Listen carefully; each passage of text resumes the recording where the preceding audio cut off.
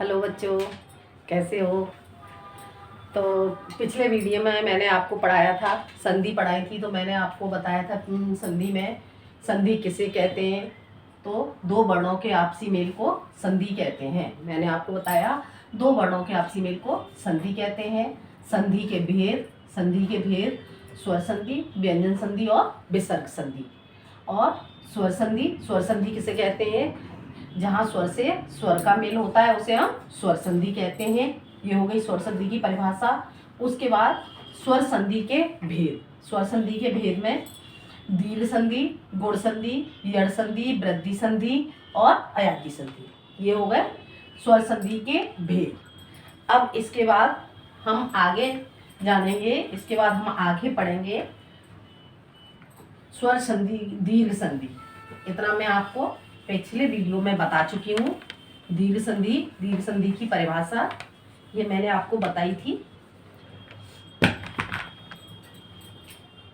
दीर्घ संधि,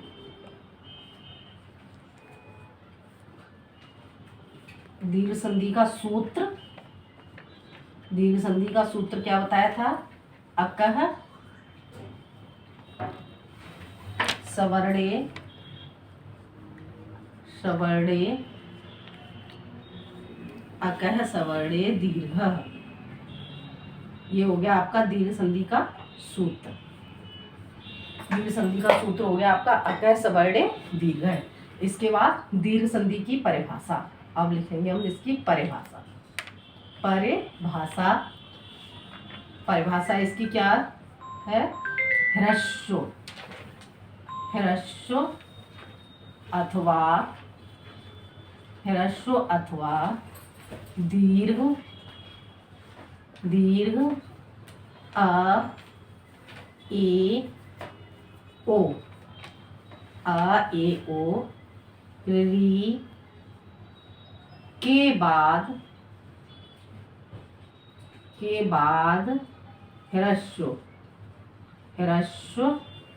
अथवा दीर्घ अ ए ओ री के बाद ह्रस्व अथवा दीर्घ आ ई उ और रेडी आए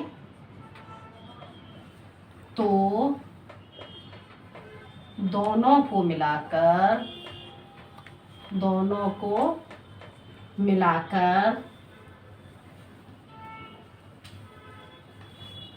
दीर्घ हो जाता है। ये हो गई आपकी दीर्घ संधि की परिभाषा। ह्रस्व अथवा दीर्घ अ ए ओ री के बाद ह्रस्व अथवा दीर्घ आ ई उ री आए तो दोनों को मिलाकर दीर्घ हो जाता है। ये हो गई आपकी दीर्घ संधि की परिभाषा। अब इसके बाद हम जानेंगे कि इसे हम कैसे बनाते हैं। इसे हम जानेंगे जैसे आ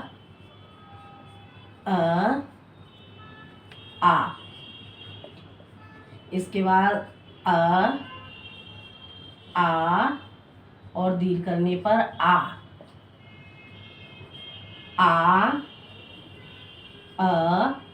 और हम दीर्घ करेंगे तब हो जाएगा आ। इसके बाद आ दीर्घ करने पर आ, ये हो गया। इसके बाद इधर आएगा आपका ए और दीर्घ करने पर ई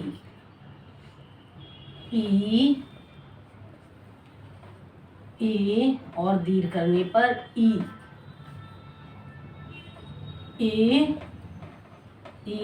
दीर्घ करने पर ई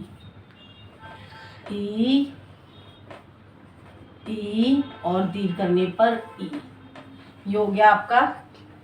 इसके बाद आगे हम जानेंगे, इतना आपको समझ में आ गया होगा। इसके बाद लिखेंगे ओ, इसके बाद करेंगे ओ और दीर्घ करने पर उ,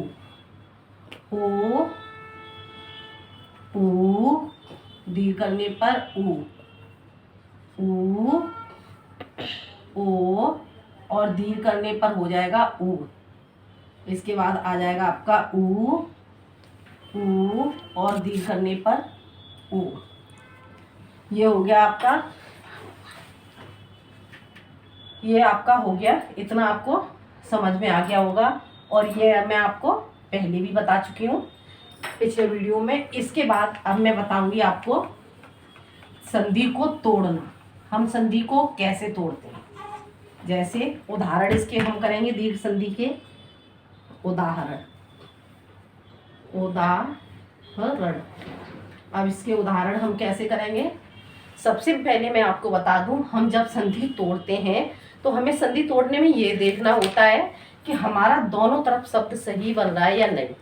हमारे संधि तोड़ते समय दोनों तरफ का अर्थ सही निकलना चाहिए। अब जैसे आपका उदाहरण आ गया पुस्तकालय, पुस्तकालय, ये आपका उदाहरण हो गया पुस्तकालय। तो मैंने क्या बताया, आपको देखना होगा कि जब हम संधि तोड़ रहे हैं तो हमारे दोनों तरफ शब्द सही बन रहा है, तब हमारी संधि सही होती है। और यह दोनों तरफ अर्थ नहीं निकल रहा, अगर अर्थ नहीं निकलता है तो हमारी संधि गलत होती है। जैसे पुस्तकालय, हम इसे तोड़ेंगे तो एक तरफ हमारा आया पुस्तक और आलय, आलय। अब हम क्या करेंगे, हम इसका अर्थ देखेंगे, इसका भी अर्थ सही निकल रहा है और इसका भी अर्थ सही निकल रहा है। अगर हमारा दोनों तरफ अर्थ सही निकल रहा है तो हमारी संधि तोड़ने में सही है, और अगर अर्थ सही नहीं निकल रहा तो हमारी संधि गलत है। अब जैसे हम इधर देखें पुस्तकालय, पुस्तक, पुस्तक जानते हो, पुस्तक का अर्थ सही निकल रहा है। आलय, आलय जानते हो, आलय कहते हैं कोई निवास स्थान। पुस्तकालय यानी कि जहाँ पुस्तक रहती हैं, पुस्तकों के रहने का स्थान, ये हो गया। अब पुस्तक, अब हम इसे हल कैसे करेंगे, हम इसे हल करना सीखेंगे कि किस तरह से। अगर आप हल करना सीख जाओगे तो आपकी समझ में आ जाएगा कि किस शब्द में कौन सी संधि है। ये निकालने के लिए पुस्तक, अब इधर आप देखेंगे पुस्तक, क्या स्वर निकल रहा है हमारे मुंह से। जब बोल के देखेंगे हम तो हमारे मुंह से स्वर क्या निकल रहा है, क अ। तो इधर हमारा अ निकल गया, और इधर आलय, आलय में से क्या निकला इधर आ। तो अब मैंने इधर क्या बताया था पहले आपको, अ और आ। जब हम इन दोनों को दीर्घ करेंगे तो हमारा क्या हो जाएगा, आ। ये हमारा आ हो गया। पुस्तक में से अ निकल गया, अब यहाँ क्या शेष बचा, पुस्तक, ये शेष बचा।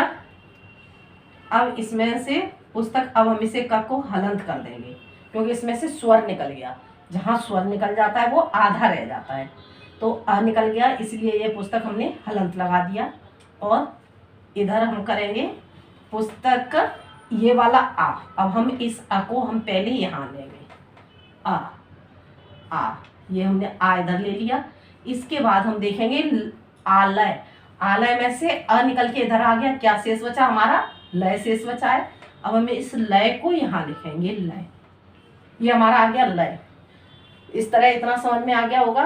अब हम क्या करेंगे, अब हम तीनों को मिलाएंगे। तो कैसे मिलाएंगे हम, पुस्तक, पुस्तक, ये हमारा पुस्तक आ गया।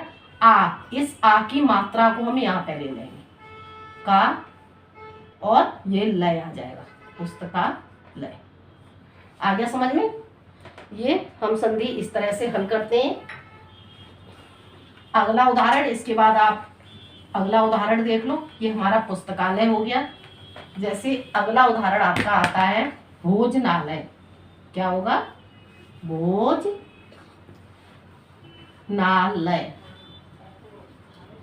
ये हो गया आपका भोजनालय। अब हम इस भोजनालय को तोड़ेंगे।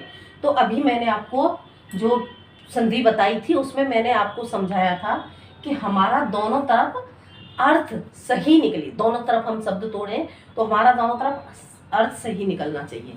तो हम क्या करेंगे, भोजनालय, जब हम इसे तोड़ेंगे तो पहला शब्द हमारा समझ में आ रहा होगा आपको स्पष्ट, क्या निकल रहा है हमारा पहला शब्द, भोजन। ये हमारा शब्द आ गया भोजन। और इधर क्या आ रहा है, भोजनालय, आलय, उसमें से आपको स्पष्ट समझ आ रहा है। और हम क्या लिखेंगे, आलय। आलय, ये आपके शब्द निकल के आ गए। जब हमने शब्द तोड़ा तो तोड़ने पर हमारी संधि हो गई भोजन और आलय। आ गया समझ में? अब आगे बच्चों हम क्या करेंगे, भोजन में से अ, इसी तरह से भोजन में से स्वर हमारा क्या निकला अ, और इधर हमारा क्या निकला आ स्वर निकला इधर। जब हम इन दोनों को दीर्घ करेंगे तो ये मैं आपको पहले बता चुकी हूं, आ हो गया। आ गया समझ में? अब भोजन में से अ निकल गया तो इधर क्या बचा, भो ज न, ये आ गया। इसे हम हलंत लगा देंगे क्योंकि इसमें से स्वर निकल गया है, और जब स्वर निकल जाता है तो ये आधा रह जाता है। अब हम करेंगे क्या, आ ये निकल गया, अब ये आ इधर आ गया, इधर आ निकल गया है आलय में से, तो अब इधर तो लय शेष हुआ। अब इधर हमने इसे दीर्घ किया तो ये आ गया। अब हम इस आ को यहाँ लेंगे। आ गया समझ में? ये वाला आ, ये आ हमारा यहाँ पे आया। समझ लेना ठीक से कि किस तरह से मैंने इसे तोड़ा है। भोजन, भोजन को मैंने तोड़ा भोजन और आलय। भोजन न में से अ निकल गया और इधर आलय में से आ निकल गया, और जब हमने इस दोनों को मिलाया तो हमारा क्या हो गया, आ, दीर्घ होने पर आ हो गया। अब मैं क्या करूंगी, इसमें से अ निकल गया, इसीलिए यहाँ पे हलंत आ गया। ये वाला अ इधर आ गया, इधर आ निकल गया, लय शेष बचा, लय ये आ गया इधर। अब हम इसे मिलाएंगे, तो हम मिलाएंगे कैसे, भो ज न, ये हमारा भोजन आ गया, आ ये वाला इधर आ गया और हो गया हमारा लय। आ गया समझ में? ये हमारा हो गया भोजनालय। इतना आपके समझ में आ गया होगा, मुझे लगता है आपको समझ में आ गया होगा। अब इसके बाद अगला उदाहरण देखेंगे। अगला उदाहरण हमारा क्या है, जैसे अगला उदाहरण हमारा हो गया हिमालय। हिमालय क्या हो गया हमारा अगला उदाहरण, हिमालय।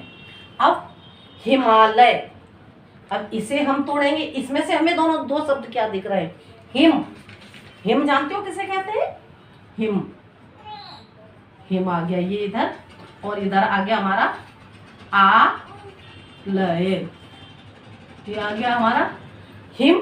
हिम जानते हो किसे कहते हैं, हिम कहते हैं हम बर्फ को, ठीक है। और आलय जानते ही हो, बता चुकी हूं मैं, आलय बर्फ, जहां हमारी बर्फ रहती है। अब इसे हिम, हिम, हिम में से हमारा क्या स्वर निकल रहा है, अ, ये निकल रहा है अ, और इधर हम क्या, आलय, इधर हमारा आ। जब हम इन दोनों को दीर्घ करेंगे तो क्या हो जाएगा, आ, हिम में से अ निकल गया। अब हमारा क्या शेष बचा, हिम, हिम आ गया इधर, और इधर हमारा क्या आएगा, हिम को हमने हलंत कर दिया, स्वर निकल गया हमारा। अब ये हमारा आ इधर आ गया, और इधर हमारा आ निकल गया, तो क्या शेष बचा हमारा, लय हो गया हमारा, लय इधर निकल गया। अब हम क्या करेंगे, इसमें से हिम स्वर निकल रहा है अ, ये निकल रहा है अ, और इधर हम क्या, आलय, इधर हमारा आ। जब हम इन दोनों को दीर्घ करेंगे तो क्या हो जाएगा, आ, हिम में से अ निकल गया। अब हमारा क्या शेष बचा, हिम, हिम आ गया इधर, और इधर हमारा क्या आएगा, हिम को हमने हलंत कर दिया, स्वर निकल गया हमारा। अब ये हमारा आ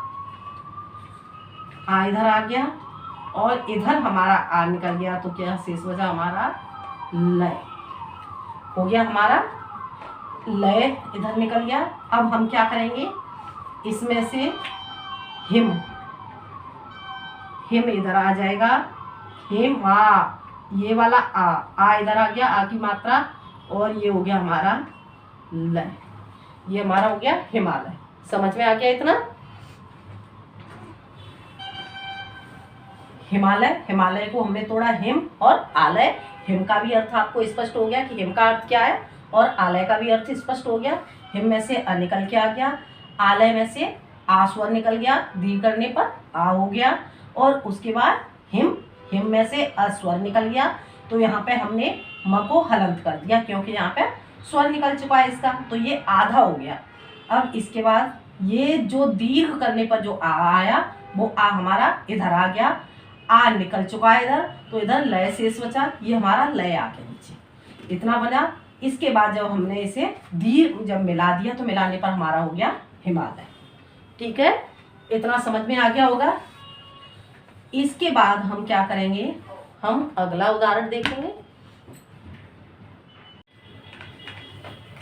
तो इतना आपके समझ में आ गया होगा। इससे आगे अगला उदाहरण देखते हैं, मतानुसार। ये होगा हमारा अगला उदाहरण। अब यहाँ पे हम मतानुसार को तोड़ेंगे, तो हम क्या लिखेंगे, तोड़ने पर ये हमारा इधर आ जाएगा मत और अनुसार, अनुसार, मत और अनुसार। मत में से क्या स्वर निकल रहा है, अ, और इधर हमारा क्या निकलेगा, अ, और जब हम दोनों को मिलाएंगे दीर्घ करने पर क्या हो जाएगा, आ। आ गया समझ में, इसमें से अ निकल गया और इधर भी अ निकला, तो इसे दोनों तरफ हमारा छोटा आया, लेकिन जब हम इसे दीर्घ करेंगे तो दीर्घ करने पर हमारा आ होगा।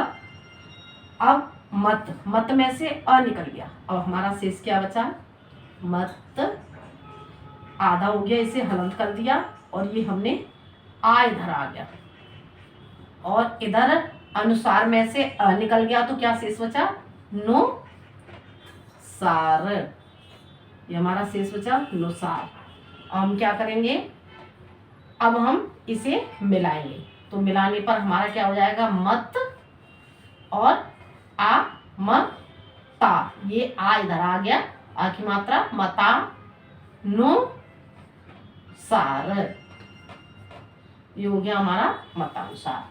आ गया समझ में कैसे हमने तोड़ा इसे, हमने इसे तोड़ा मतानुसार, हमने इसे तोड़ के क्या किया, मत और अनुसार। मत में से अ स्वर निकल गया, इधर अ स्वर निकल गया, जब हमने इसे दीर्घ किया तो दीर्घ करने पर हमारा आ हो गया। इधर हमने मत में से अ स्वर निकल चुका है, तो इसलिए मत हमने यहाँ आ गया हमारा, मत को हमने हलंत कर दिया क्योंकि स्वर निकल चुका है, और दीर्घ करने पर आ हुआ, इस आ को हमने यहाँ ले लिया।